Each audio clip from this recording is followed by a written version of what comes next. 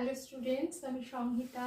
আমার channel life with ফিলোসফিতে তোমাদের সকলকে স্বাগত জানাই। আজকে আমি তোমাদের বৌদ্ধ দর্শনের যে দুটো সম্প্রদায় আছে তোমরা অনেকেই জানো, যে হিনজান এবং মহাযান সম্প্রদায়। তা ওই মহাযান সম্প্রদায়েরই যে দুটি মতবাদ আছে, একটা হচ্ছে যোগাচারবাদ বা বিজ্ঞানবাদ, আর একটা হচ্ছে মাধ্যমিক মতবাদ বা শূন্যবাদ। তার যোগাচার মতবাদ নিয়ে আমার চ্যানেলে ভিডিও দেওয়া আছে, সেটা তোমরা দেখতে পারো। আর আমি দরকার হলে ডেসক্রিপশনে লিঙ্কও দিয়ে দেবো। আর এইটার যেটা মাধ্যমিক মতবাদ বা শূন্যবাদ, সেইটা নিয়ে আমি আজকে আলোচনা করব। তা শুরু করা যাক তাহলে। এই যে মাধ্যমিক মতবাদ, প্রত্যেক মতবাদেরই তো একজন না একজন কেউ প্রবক্তা থাকেই না, তা সেই জন্যই তো আলাদা আলাদা এত মতবাদের সৃষ্টি হয়। তা এই মাধ্যমিক মতবাদটা তিনি হচ্ছেন কি নাগার্জুন, হচ্ছেন মাধ্যমিক মতবাদের প্রবক্তা। তা এরা কি বলেন? এরা বলেন যে এই জগতের সব কিছুই হচ্ছে শূন্য, মানে জগৎ শূন্য। তার মানে কি, জগৎ বলতে কি বোঝাচ্ছে? আন্তর এবং বাহ্য কোনো বস্তু বলে কিছু নেই, এই জগৎ সম্পূর্ণ শূন্য। তা এই শূন্য মানে তারা কি বোঝাচ্ছেন? তারা বলতে চাইছেন আসলে জ্ঞাতা, জ্ঞেয় এবং হচ্ছে তোমার মানে জ্ঞান, এই কোনোটারই কিন্তু অস্তিত্ব নেই।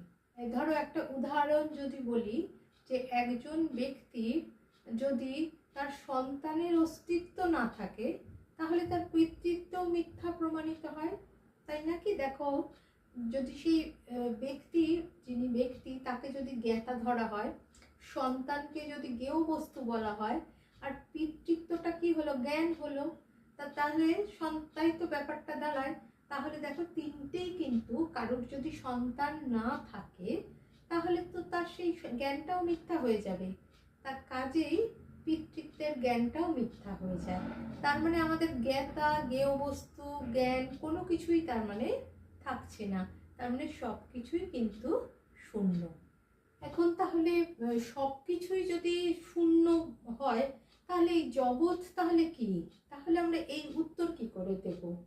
কিন্তু সেই জন্যই আমাদের জানতে হবে মাধ্যমিক মতবাদটাকে কিন্তু আমরা মানে শূন্যবাদকে প্রকৃতভাবে যারা না জানে তারা কিন্তু এটা নিয়ে কনফিউজড হয়ে যাবে।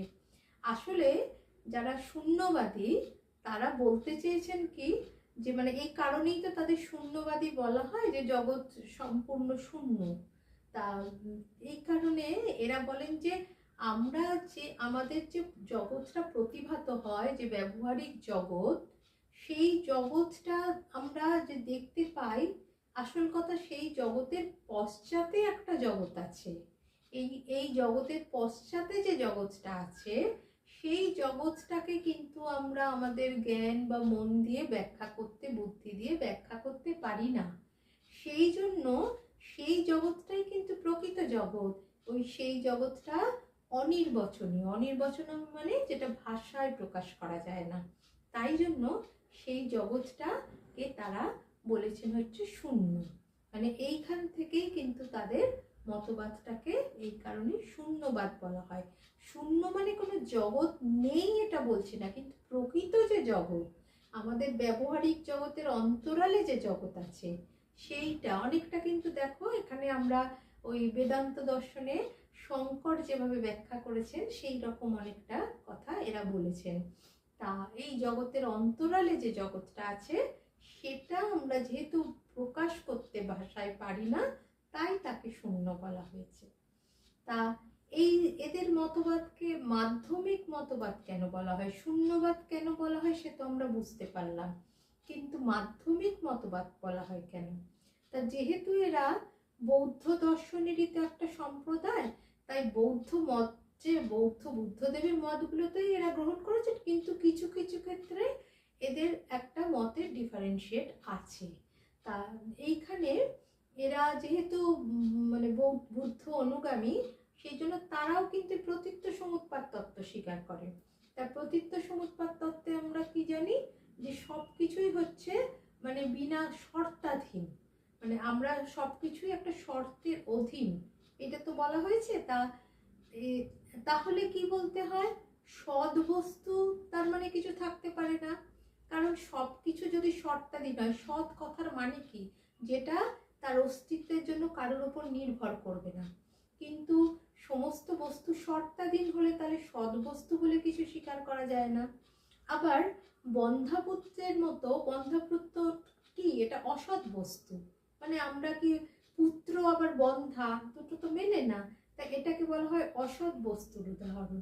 তাই এর মতো আমরা অসৎ বস্তুও কিন্তু আমাদের প্রতিভাত হয় না। আমরা কি বন্ধ্যাপুত্র উদাহরণ দিই, শশশৃঙ্গ উদাহরণ দিই, কিন্তু এগুলো কি আমরা সোনার পাথর বাটি, এগুলো কি আর হয়? সম্ভব নয়। তাই এরকম অসৎ বস্তুও কিন্তু প্রতিভাত হয় না।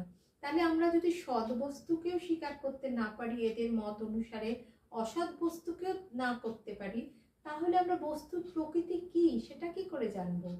তা কাজেই তাহলে দেখতে পাচ্ছ যে এদের কেন মাধ্যমিক বলা হচ্ছে, কারণ এরা সৎকে স্বীকার করলো না, অসৎকেও স্বীকার করলো না, কিন্তু কি বলছে, সব বস্তুই হচ্ছে শর্তাধীন, মানে একটা মাঝামাঝি জিনিসকে যেহেতু এরা স্বীকার করলো, তাই তাদের মতবাদকে বলা হয় হচ্ছে মাধ্যমিক মতবাদ।